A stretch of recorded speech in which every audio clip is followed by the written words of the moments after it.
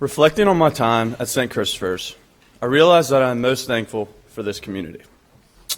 The St. Chris community has shown me the power to love and the power to be loved.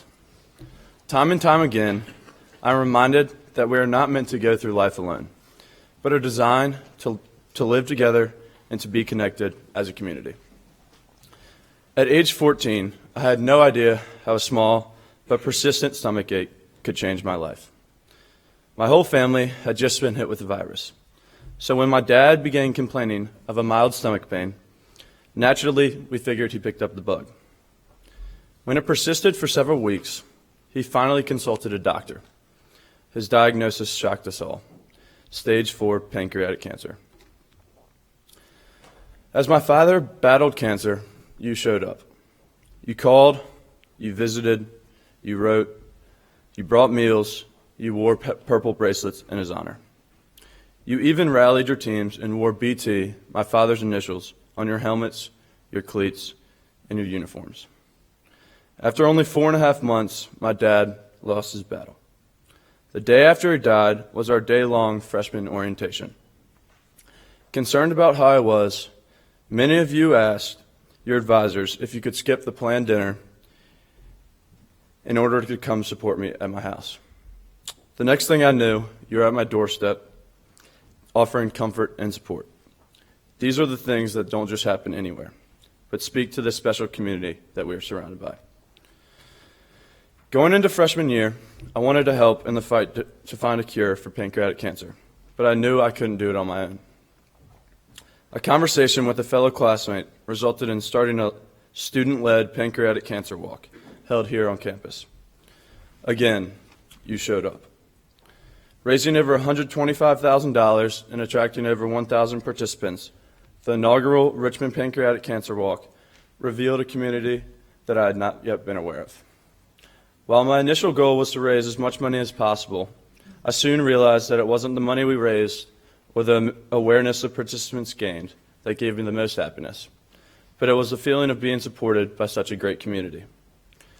Here at St. Christopher's, we are lucky to have coaches, teachers, and advisors who see us in the hall, say hello, and immediately sense how we are doing. On numerous occasions, many have pulled me aside to check in, offering advice, or, if you see Mr. Malk, just his classic friendly trash talk.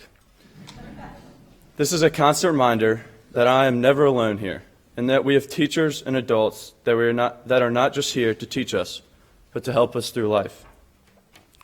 You have no idea what the impact of your actions have had on me. Before my father passed away, I found joy in playing sports and being with friends. But as you have opened up your eyes or hearts to me and my family, I have begun to understand what true joy is. Frederick Buechner once wrote, "Joy is a mystery because it can happen anywhere, anytime, even under the most unpromising circumstances, even in the midst of suffering, with tears in its eyes." I found joy in the many ways my community has showed up for me. Your love and support was more than I could ever imagine. It showed me that I had a community that loves me, and most importantly, a community that is here for me. Since receiving such an outpouring of love and support, I now know and understand my obligation to give it back. And I urge anyone receiving this kind of support to thank the people who have given it, and when able, to either pay it back or pay it forward. Acts of love, both given and received, are at the heart of every strong community, and I am thankful that we have that here at St. Christopher's. The most beautiful thing is that my experience is not unique.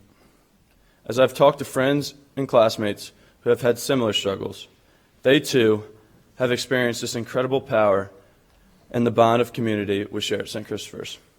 They have felt themselves loved and carried by others, and they too agree they wouldn't have been able to get through it without such a strong and loving community.